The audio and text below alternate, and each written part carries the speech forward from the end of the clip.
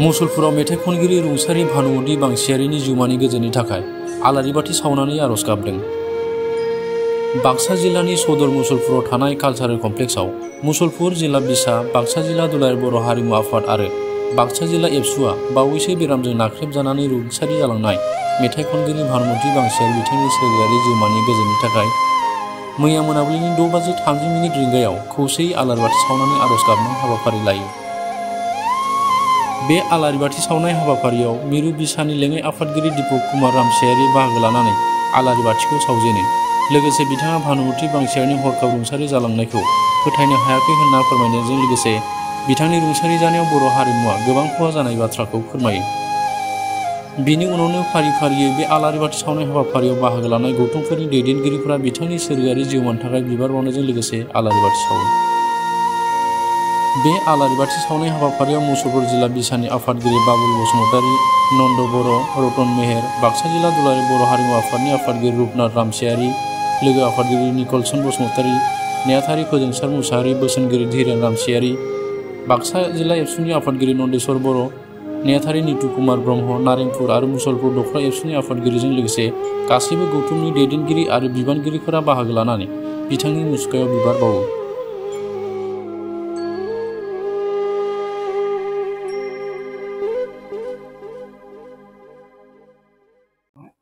थारैनो जोंनि बर' हारिमुनि फोथाराव मोनसे बेसेबांबा सुख'हायै खहा होननानै जों बुंनांगोन। भानुमति बांसियारिया थारैनो जोंनि बाक्सा जिल्लानि मुसलपुरनि सेराव थानाय मतिपुर गामियाव जोनोम मोननाय सासे दावगाफुनाय मेथाइ रोजाबगिरि, सासे मुंदांखा जानो लानाय सासे महरगिरिमोन। बिथाङा खोब खम समनि गेजेरावनो गावनि जा रोंगौथि, जा क्वालिटि बेखौ जोंनि हारिनि गेजेराव दिन्थिफुंनो हादोंमोन। जोङो फंसे रावजों बुङोब्ला जोंनि मुसलपुर बाक्सा ओनसोलनि बिथाङा साबसिन सासे मेथाइ खनगिरिमोन होननानै बुंब्लाबो बांद्राय बुंनाय जाया। बिथाङा जागायनोसो लादोंमोन आरो बिथाङा बे जागायफुनाय समावनो दिनै हरखाबै थांनाय रबिबार थामहिनबा 25 मे बे खालाराव रुंसारि जालांबाय। जों मोनथिनायाव बिथाङा गोबाव सम मोनसे गोब्राब बेरामाव गोग्लैनानै दङमोन। बिथांखौ मुम्बाइनि टाटा मेम'रियेल केन्सार हस्पिटालावबो लांनानै फाहामथाय होदोंमोन। बेनिफ्राय फैनानैबो गुवाहाटीयाव गोबां बार बिथांखौ फाहामथायखौ होबाय थादोंमोन।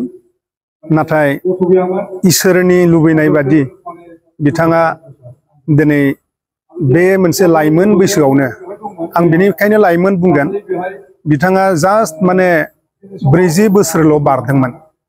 बे समावनो बिथाङा जोंनिफ्राय आनज्रायलांबाय। जोंनि मुसलपुर एबा बाक्सा जिल्लानिफ्राय बेसेबांबा सुख'हायै जोंनो मोनसे लांदां फोथार बिथाङा गालांबाय।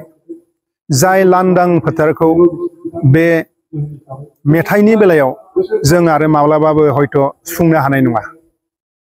आथिखालाव जोंनि बर' हारियाव गोबां ओनसोलावनो मोजां मोजां क्वालिटि गोनां महरगिरिफोर जोनोम जाबाय। नाथाय जोंनि बाक्सा मुसलपुरनिफ्राय बिथाङानो बयनिख्रुइ गोजौसिन मासियाव दंमोन होननानै जों बुंनो हायोमोन। दा बेबायदि सासे बेसेबांबा क्वालिटि गोनां सासे महरगिरिया हरखाबै जोंनिफ्राय आनज्रायलांनाया बेयो जोंनि थाखाय बा बर' हारिमुनि थाखायनो बे मोनसे जोबोद दुखुनांथाव बाथ्रा। दा इसोरनि इस्सा बिथाङा थांबाय। दा बिथांनि बे रुंसारि जिउआ एबा जिउमाया जाहाथे सोरगोआव आलो गोजोनै मोनसे जायगा आवग्रिहैनो हायो बेनि थाखायनो दिनै जोंनि मुसलपुर डिस्ट्रिक्ट बर' सावथुन महरगिरि आफाद बाक्सा जिल्ला दुलाराय बर' हारिमु आफाद बाक्सा जिल्ला दुलाराय बर' फरायसा आफाद आरो बाक्सा जिल्ला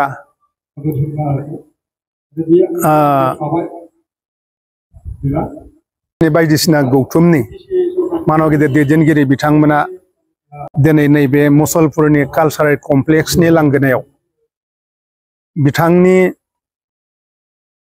मुसुखायाव बिबार बावनाय आलारि सावनाय मोनसे हाबाफारि लानाय जादोंमोन आरो बे हाबाफारियावनो आंबो मिरु बिसानि जानानै बेवहाय बिबान लाफैनो मोनदों आरो जोङो मिरु बिसानि जानानै जोंनि रुंसारि भानुमति बांसियारिनि जिउमाया जाहाथे सोरगोआव आलो गोजोनै जायगा मोनो बेखौनो जों आफा आनान गसाइनि सेराव गुरैयै आरज गाबहरबाय।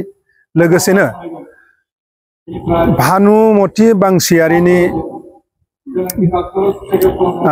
फिसाय फिसाजो आरो नखरनि गासै बिमा बिफा बिथांमोनना जाहाथे फैबाय थानाय समाव बा थांनानै थानाय समाव जाहाथे आफा इसोरनि गोहो मोनो आरो बिथांमोननि नखराव जाहाथे बेबायदि अलखदा नैथिबार दाफैथों बेखौबो आं आफा आनान गसाइनि सेराव आरज गाबदों।